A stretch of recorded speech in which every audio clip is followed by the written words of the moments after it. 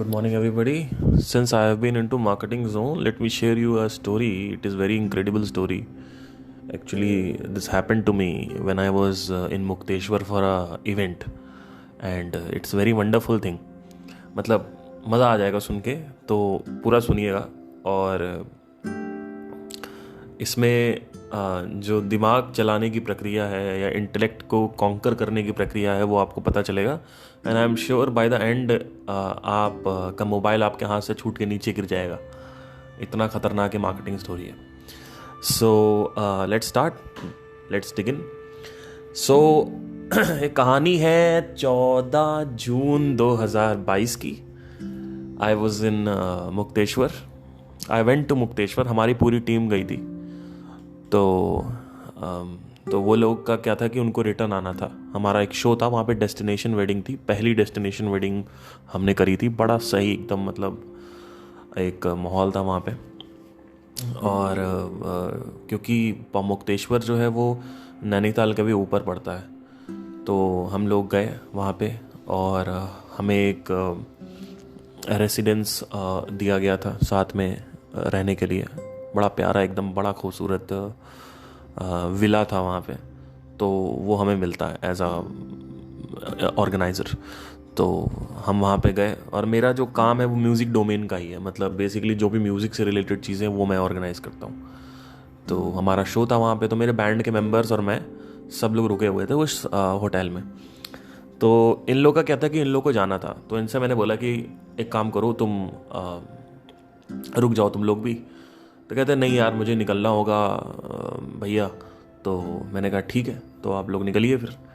तो अगले दिन क्या हुआ, हमने शो किया। शो करने के बाद हम वापस आए, होटल पे रुके, और उसके बाद अगले दिन ये लोग जो मेरे बैंड मेंबर्स थे वो निकल गए।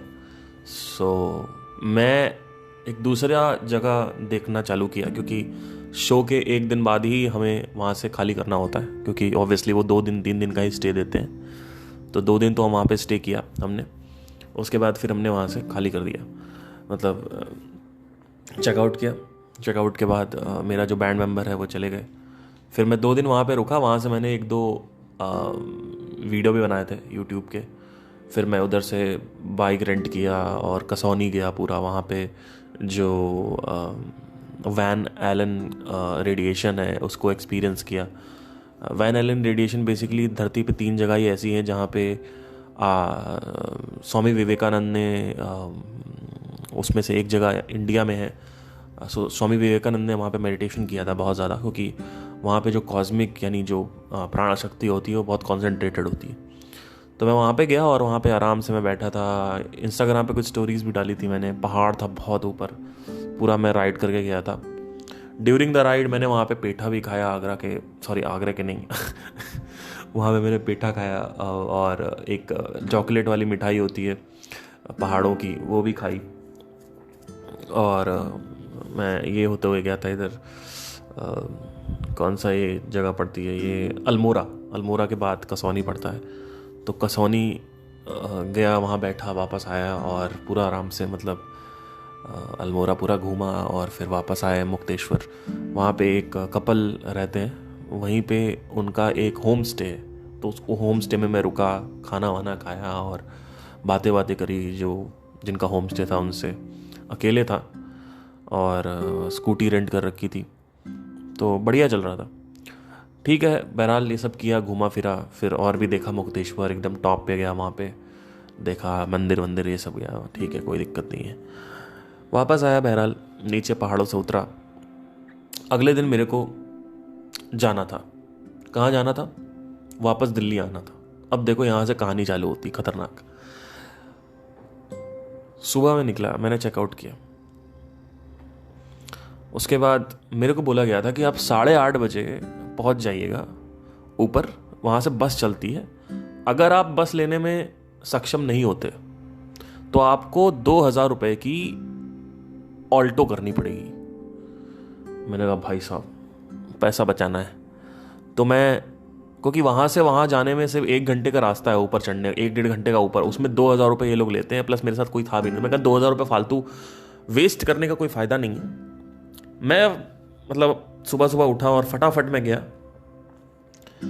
देखा तो मेरे सामने जो बस है 5 मिनट लेट हो गया मेरे को और बस निकल गई। अब बस निकल गई तो वो बोलते हैं कि 9 बजे की बस आखिरी की बस होती है, 8:30 बजे की बस आखिरी बस होती है, और 9 बजे वाली ही 8:30 बजे निकल गई है। तो मैंने कहा ये सही है, टाइमिंग के हिसाब से आदमी चलेगा कि टाइमिंग से पहले चलेगा। बहरहाल मैं खड़ा रहा, बारिश हो रही थी तगड़ी। फिर धीरे धीरे बारिश धीमी हुई, ड्रिजलिंग तक आई, तो मैं खड़ा रहा। अब ऑल्टो वाले मेरी शक्ल देख रहे हैं, हाँ भाई क्या टेंशन है। मैं बोल रहा हूँ नहीं नहीं जाना है, अभी बस आएगी, मैं लिफ्ट ले लूँगा किसी से। आधे घंटे हो गए। मैंने कहा यार मेरी 3 बजे की बस है हल्द्वानी से दिल्ली की, 3 बजे की, ये ध्यान में रखिएगा। 3 बजे की मेरी बस थी हल्द्वानी से दिल्ली की। तो मैंने कहा यार मुझे तो जाना पड़ेगा क्योंकि 2 घंटे तो लगते हैं उतरने में। तो ठीक है, तो मैंने कहा कि ऑल्टो वाले से बात करी, वो बोलता 2000 से 1 रुपये कम नहीं होगा। मैंने कहा हाँ पता था। तो बैठ गए, ऑल्टो में बैठे, 2000 रुपये वो वेस्ट हुए। नीचे आया हल्द्वानी में, जैसे ही मैं हल्द्वानी टच हुआ नीचे, बस की टिकट कैंसिल हो गई अपने आप। तो मतलब 3 बजे की मेरी बस की टिकट थी, वो भी कैंसिल हो गई। मैंने कहा ये क्या हो गया भाई साहब, दिमाग खराब। अब शताब्दी जा रही थी, तो मैं उतरा, मैंने 2000 रुपये इनको दिए, मैं दौड़ के आया स्टेशन की तरफ, एंट्री करी स्टेशन में, भीड़ आ रही थी, सबको हटाया लेफ्ट राइट हाथों से। उसके बाद सामने निकल रहा था, सफ़ेद गेट था, सफ़ेद गेट से कुछ लोग आ रहे थे, उनको हटाया। और जैसे मैं दौड़ते हुए पहुंचा शाहरुख खान की तरह, एक बैग हाथ में लिए हुए, सामने टीटी खड़ा था। टीटी ने ये बोला कि शताब्दी तो पूरी बुकड है, तो आप एक काम करो, चार्ट बनने तक वेट करो। तो मैंने कहा ठीक है, चार्ट बनने तक मैं वेट करता हूं। चार्ट बनने तक मैंने वेट किया। अब जब मैंने वेट किया तो 2 बज गए, 2:30 बज गया। मैंने कहा वेट करना ही है तो चाय पी के वेट करते हैं। मैं वापस आया, स्टेशन से बाहर निकला हल्द्वानी से, और वहाँ पे एक चाय वाला था, तो वहाँ पे देखा, फिर गूगल एड्स वगैरह मेरा कुछ चल रहा था, वो सब देख रहा था, मैं बैठा हुआ था। मैं, मेरे दिमाग में आया, मैंने कहा यार अगर ये ट्रेन नहीं मिली, और जो कि चांसेस है कि ट्रेन तो मिलेगी नहीं, और शाम की मेरी जो बस है वो यहाँ से चलती है अराउंड 11 बजे। मैंने कहा भाई साहब 11 बजे तक रात में यहाँ पे बैठना पड़ेगा। मेरा दिमाग खराब। मैंने कहा कुछ तो दिमाग लगा भाई। मैंने ओला वाले से बात करी, सॉरी कैब वाले से बात करी। तो कैब वाले वहाँ खड़े होते, वो बोलते हैं 5000 रुपये लेंगे, आपको छोड़ देंगे। मैंने कहा अच्छा 5000 लोगे? मैंने कहा यार ये तो ज़्यादा हो जाएगा। तो मैंने कहा चलो ठीक है, 9 की लकड़ी 90 का खर्चा, मतलब 2000 वहाँ दिया, नीचे दिया, फिर ये भी ये वो। मैंने कहा यार सब तो पैसे वेस्ट हो जाएंगे, इससे अच्छा तो शो ही नहीं करना था हमें, जब सारे पैसे यहीं जाने थे। तो ऑलरेडी मेरे 3-4 हज़ार रुपये होटल में वेस्ट कर रखे थे, ठीक है, जहाँ पे मैं रुका था। ठीक है कोई दिक्कत नहीं है। फिर वहाँ से बैठे रहे, सोचता रहा। मैंने कहा यार कुछ तो दिमाग लगा भाई, कुछ तो। मैंने कहा कि क्या हो कि मैं जो पैसेंजर हैं उनको भी ले लूं और ओला बुक कर लूं, मतलब कैब बुक कर लूं, मतलब मैं कैब बुक कर लूं और मेरे पास पैसेंजर्स भी आ जाएं। तो अब सवाल ये आया मेरे अंदर कि पैसेंजर्स आएंगे कहाँ से। तो मैंने कहा कि यहाँ पे बहुत सारे पैसेंजर्स घूम रहे हैं, इतने पैसेंजर्स हैं, तो किसी से भी पूछ लो। मैं खड़ा हो गया चौराहे पे, मैंने देखा कि इतने लोग जा रहे हैं, अब किसको किसको रोक के आप पूछोगे, दिल्ली जाओगे भाई, दिल्ली जाओगे भाई, दिल्ली जाओगे भाई, दिल्ली जाओगे, कोई नहीं रुकने वाला और सब भगा देंगे। तो मैंने कहा ये तो रास्ता सही नहीं है कि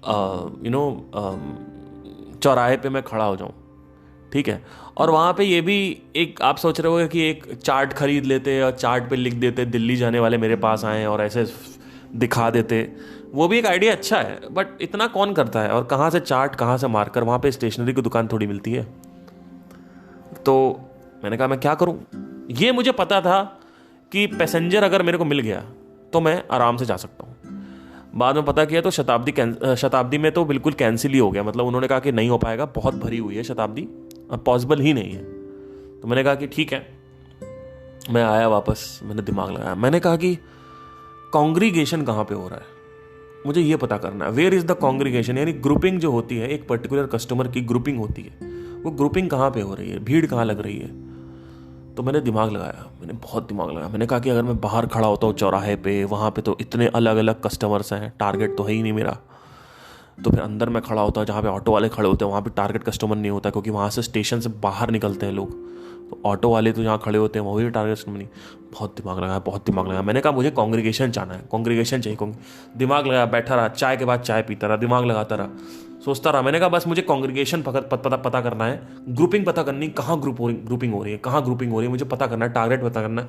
एक बार पता चल गया तो मैं ऐसे लोगों को उठा सकता हूँ जो मेरे साथ कैब में जा सकते हैं, और ये बिल्कुल रियल स्टोरी है। तो मैंने कहा कुछ तो करें, कुछ तो करें, कुछ तो करें। आपका विश्वास नहीं होगा, मैं अंदर गया दौड़ते हुए, मेरे अंदर एक आइडिया आया। मैं अंदर दौड़ते हुए गया, और दौड़ते हुए मतलब एकदम से मेरे अंदर कुछ हंच आया। मैं दौड़ते हुए गया, मैंने लोगों को हटाया, मैं स्टेशन के अंदर घुसा, और फिर लोग आए, फिर हटाया। मैं सामने गया, टीटी खड़ा हुआ था, टीटी के पास जाके खड़ा हो गया मैं। टीटी ऐसे देख रहा है, मैंने कहा ये तो फिर से वापस क्यों आ गया ये। टीटी के पास खड़ा हुआ, खड़ा रहा। फिर एक आदमी आया, कहता है कि सर मुझे दिल्ली जाना है टीटी से। और तो टीटी ने बोला एज यूजुअल कि सर ट्रेन बुकड है।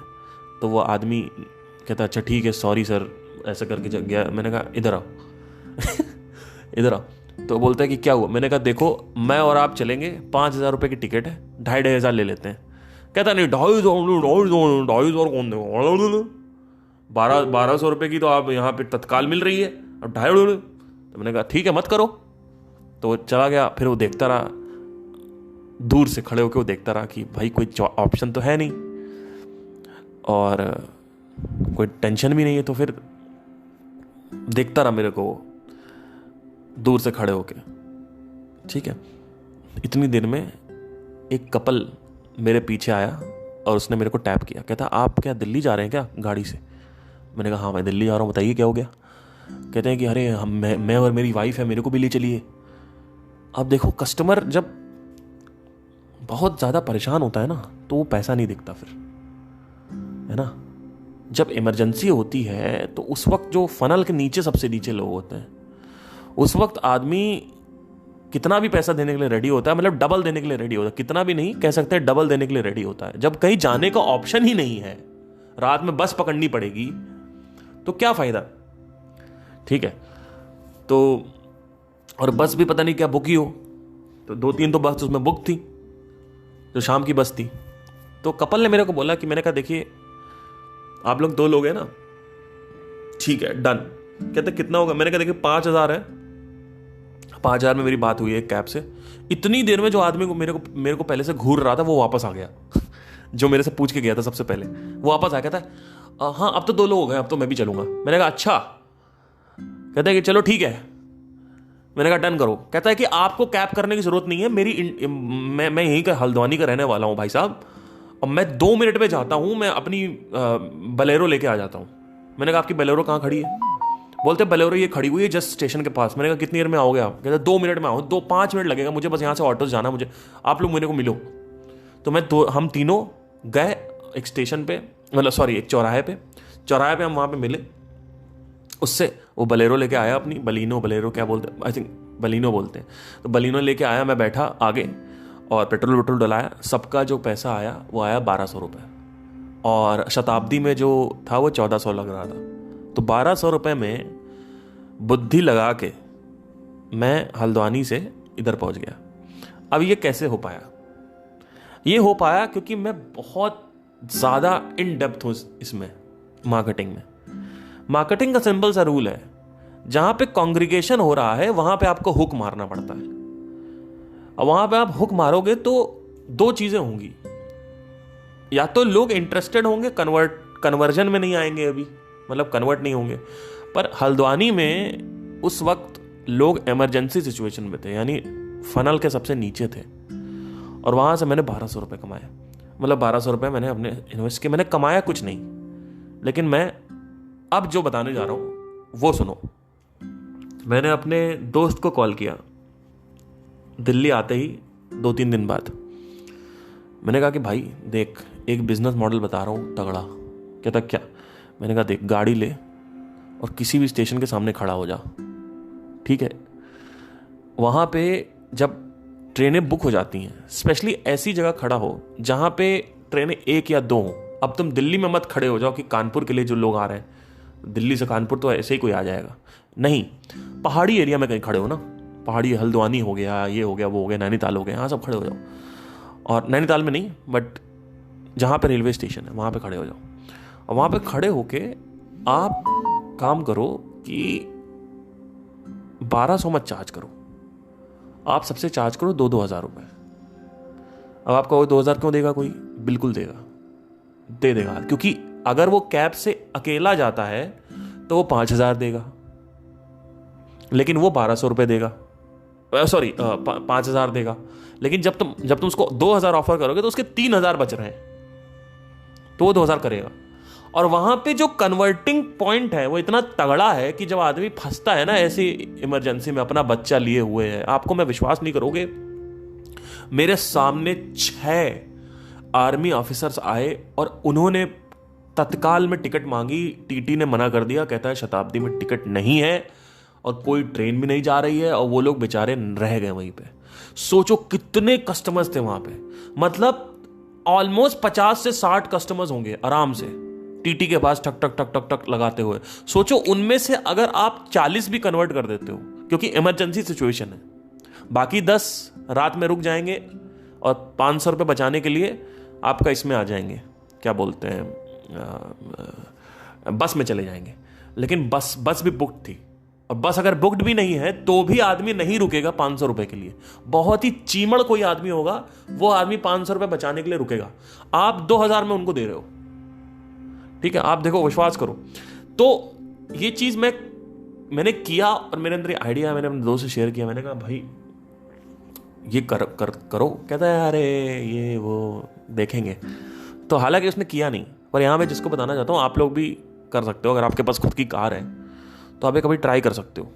एटलीस्ट आप डेमो लेने के लिए चले जाओ, वहाँ पे आप टीटी से बात भी कर सकते हो, टीटी को कुछ कमीशन भी दे सकते हो कि तो देखिए सर आप सारे हमें इधर भेज दीजिए, हम आपको पर क्लाइंट 200-250 रुपये देंगे, है ना। वो सर आपको फिर ऑटोमेटिक कॉल, आपको जाने की भी जरूरत नहीं है, ऑटोमेटिक कॉल करेगा, इधर की टीटी से बात कर लो, उधर की टीटी से बात कर लो, और एक गाड़ी क्या 4 गाड़ी लेके जाओ। पहले एक गाड़ी से चालू करो, फिर 4 गाड़ी लेके जाओ और गाड़ियाँ वहाँ खड़ी कर दो, ठीक है। अब सवाल ये आता है, जब बाकी कैब वालों को पता चलेगा तब तक आप काफ़ी ऊपर निकल चुके होंगे। जो बाकी कैब वाले हैं उनको भी जब ये दिमाग आएगा, ये पता चलेगा, तो आप काफ़ी ऊपर निकल चुके होंगे, है ना। तो ये एक मतलब आप बाद में जब पैसा ज़्यादा आ जाएगा तो आप ऐप भी डिज़ाइन कर सकते हो। तो आप ये एक ऐप, ऐसी ऐप है जहाँ पे आप ट्रेन नहीं मिली, बस नहीं मिली, तो आप कुछ ऐसा कर सकते हो। तो इस तरीके की चीज़ें आप कर सकते हो पैसा बचाने के लिए। अब इसमें बिजनेस मॉडल जो है वो एक अच्छा खासा मॉडल दिख रहा है मेरे को, कि मैंने एक करके देखा। और इसमें एक सबसे बड़ी बात यह है कि इसमें आदमी को इमरजेंसी है। जब आदमी को इमरजेंसी होती है ना, पेन होता है ना, पेन, तो वो आदमी दुगना पैसा देने के लिए रेडी होता है। सोचो आप अपने बच्चे के साथ खड़े हो, बीवी के साथ खड़े हो, आपको रात में 12 बजे तक रुकना पड़ रहा है बस के लिए, पता नहीं वो बस मिलेगी कैंसिल हो जाएगी, कोई भरोसा नहीं, ठीक है। और कई बार तो बस होती नहीं है, आपको तुरंत इमीडिएट चाहिए, भाई मुझे अभी जाना है, रात में मेरी मम्मी आ रही है, घर में खाना बन रहा है, लोग आ रहे हैं, ये आ रहे हैं, मुझे रात में 7 बजे तक पहुंचना है। 12 बजे तक कौन सुबह पहुंचेगा भाई, 7 बजे 8 बजे तक, है ना। कौन इतना, कोई नहीं करता भाई, मैं तो नहीं करूँगा। मुझे नहीं लगता कि मैं एक मिडिल क्लास इंसान होने के बावजूद, कोई लोअर मिडिल क्लास होगा तो वो बस लेगा, मुझे नहीं लगता कि कोई इतना रुकेगा। आप कभी फंसे हो इस सिचुएशन में तो आप इमेजिन कर सकते हो कि आपके पास ना टीटी है, ना ये है, ना वो। आप सोचो उस समय कोई आदमी आया, कहता है आप जितना पैसा आप यहाँ दे रहे हो उससे 500 ज़्यादा देना, चले आओ, हो गया ख़त्म, कोई टेंशन नहीं।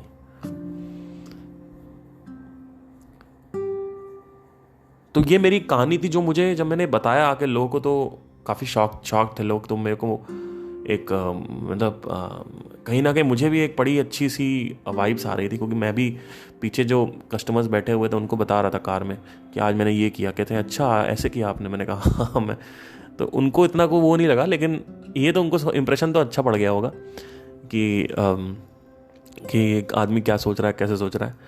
बट हाँ, मैंने भी जब आया मैंने भी सोचा कि मैं कैसे सोच लिया मैंने ये, क्योंकि ये एक बहुत ही सामने चीज़ है, सबको दिखती है, सबके सामने हो रहा है, पर कोई दिमाग नहीं लगाता। और हमेशा ध्यान रखो कि बिजनेस इमरजेंसी सिचुएशन वाले जो बिजनेस होते हैं ना, इमरजेंसी वाले, ये बड़े सही बिजनेस होते हैं। इसमें कन्वर्जन, आपको ज़्यादा कन्विंस करने की जरूरत नहीं है, आपको बस ये बोलना है कि मैं यहाँ पे हूँ, वो आदमी खुद ही आएगा आपका चरण छूने के लिए। ये एकदम बिल्कुल नीड पे है ये बिजनेस, ये this is a need of the hour. Business demand या वांट पे नहीं है ये this is the need of the hour. जैसे फॉर एग्जांपल खाना पीना, रहना खाना, घूमना, तो ये एकदम नीड ऑफ द आवर है। This is on the need level, not want और उसमें डिमांड में। ये नीड है कि मुझे जाना है, आज कोई साला जा नहीं रहा, मुझे जरूरत है जाने की। ये जब आदमी नीड पे आ जाता है ना, तब भयंकर बिजनेस बनता है वहां जो बिजनेस है वो बहुत तड़ा बनता है। तो ऐसे आप बहुत सारे स्टेशन पे भी कर सकते हो, अलग अलग आप पहाड़ों के स्टेशन से चालू करो और देखो कि जहाँ पे ट्रेनें कम हो। ऐसा नहीं है कि ट्रेनें हो तो आप अलग अलग, जैसे अब दिल्ली से कानपुर कितनी ट्रेनें आती, वहाँ पे मत करो। करने को वहाँ भी कर सकते हो, ट्राई कर सकते हो, but you can do it over there. Anyway, this is my story. And मुझे जो सीखने को ये मिला कि इमरजेंसी जो होती है ना वो लोगों को कुछ भी करने पे मजबूर करती है। तत्काल कुछ दिक्कतें आ रही हैं तो वो पैसा आदमी उसमें ज़्यादा देता है, चाहे कितना भी गरीब आदमी हो। ये बड़ी अच्छी चीज़ लगी मेरे को कि पैसा नहीं है, कंजूस से कंजूस आदमी आपको पैसा दे देगा। भाई इमरजेंसी है ना, क्या करें, कौन बैठेगा भाई रात में 12 बजे तक, कौन बैठेगा? अभी जाना है, घर में पहुंचना है, खाना पीना खाना है, नहाए नहीं है, ये नहीं किया, बच्चा रो रहा है, बीवी परेशान कर रही, कौन करेगा भाई? कोई नहीं रुकेगा। इमरजेंसी सिचुएशन, ये जो परिस्थितियां है ना, जिस परिस्थिति में आदमी होता है वहां पे बिजनेस आप बना सकते हो। तो आई होप आपको क्लियर हुआ हो कि इसमें क्या सीन बन रहा है। अभी देखिए, जैसे दिवाली आने वाली है, तो दिवाली में क्या है, मेरे को टिकट नहीं मिल रही है। अब 24 को मेरे को जाना है, मेरा 23, 22, 21 3 दिन शोज है मेरे भयंकर। और मेरा 25 को भी एक शो लग रहा है। अगर 25 को मेरा शो लग गया बड़ा वेडिंग का, तो मैं नहीं जाऊँगा। अब ये लोगों को पता नहीं ना, इंस्टाग्राम पे लोगों को पता है मैं क्या कर रहा हूँ, ना यूट्यूब पे पता है लोगों को मैं क्या कर रहा हूँ, किसी को कुछ नहीं पता। सबको लगता है यूट्यूब पे इसने बंद कर दिया, फेल हो गया। अरे तुमने कभी ये दिमाग नहीं लगाया कि मैं कर क्या रहा हूँ? तुम्हें लगता है मैं नौकरी कर रहा हूँ? तुमको ये नहीं पता कि पार्थ ने 2 साल पहले वीडियो डालना क्यों बंद कर दिया?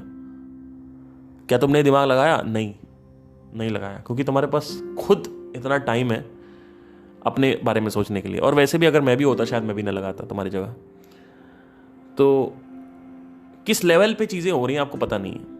बट ये मेरा जो ये है, ये काम जो मेरा है, ये event planning in music domain में आप अपनी शादियों में, पार्टीज में, एनिवर्सरीज में, कहीं भी कुछ भी, म्यूजिक डोमेन में आप मेरे से कुछ भी मांगिए। परक्यूशनिस्ट मांगिए, तबला वादक मांगिए, पियानो वाला मांगिए, वायलिन वाला मांगिए, फ्लूट वाला मांगिए, लाइव बैंड वाला मांगिए, पूरा सिंगर चाहिए, सोलो सिंगर विद गिटार, सारा चीज़ें मैं अरेंज करके देता हूँ। ठीक है। और एज अ मैनेजर मुझे ज़्यादा मज़ा आता है करने में। वाई एज अ मैनेजर मैं जाता हूँ, मेरे जो खुद के शोज भी होते हैं, पर एज अ मैनेजर मैं जाता हूँ, मुझे मज़ा आता है करने में, क्योंकि मैं उस वक्त अपने फ्री जोन में होता हूँ, क्योंकि वहाँ पे एक झंझट नहीं होता बहुत ज़्यादा। बट एनीवे, तो अभी दिवाली आ रही है, 25 को अगर मेरा शो लॉक हो गया कोई वेडिंग वाला, तो मैं शायद दिवाली में घर नहीं जाऊँगा। पर एक सिचुएशन ये क्रिएट हुई कि ना तत्काल में तत्काल में तो मिल रहा है, बट सब टिकट्स बुक हो गई ऑलरेडी दिल्ली से कानपुर के लिए। ठीक है, अब सुनिए ध्यान से, मुझे क्या करना है ऐसे सिचुएशन पे। मैंने अपना ओला का वो देखा, कितना है, 10,000 रुपये की ओला है, इट्स 10,000 रुपीज़।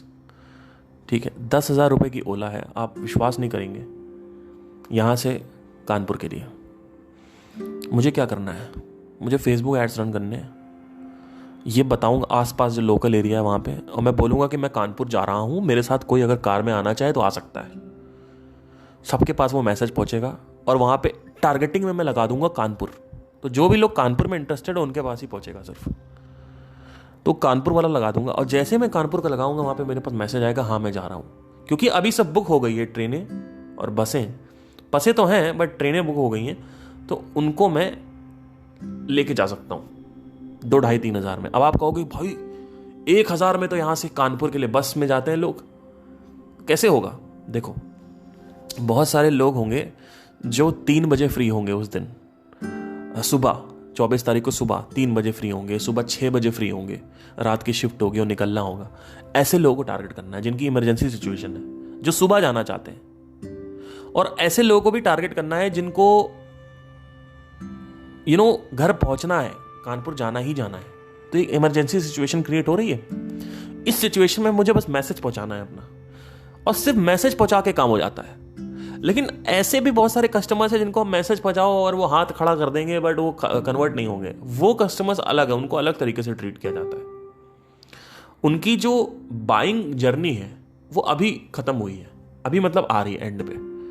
मतलब देखो क्या होता है कि हमें कोई फ़ोन खरीदना होता है, हम फ़ोन पहले रिसर्च करते हैं, कंसीडर करते हैं, 50 चीज़ें देखते हैं, फिर 1-1.5 महीने बाद हम फ़ोन खरीदते हैं। ठीक है, हम बाइक लेते हैं तो 50 बाइकें देखते हैं, उसको हम कंसीडरेशन बोलते हैं, कंपेयर करते हैं एक दूसरे से, उसका इंजन क्या है, ये क्या है, वो क्या है, सीसी ये वो ये, उसमें ये डिस्क आगे पीछे है कि नहीं है, ये नहीं है, वो नहीं है, बहुत सारी चीज़ें। ठीक है, हम देखते हैं पिलियन बैठा सकते हैं कि नहीं बैठा सकते हैं, ये नहीं कर सकते, वो नहीं कर सकते, रीसेल वैल्यू क्या है, ये वो।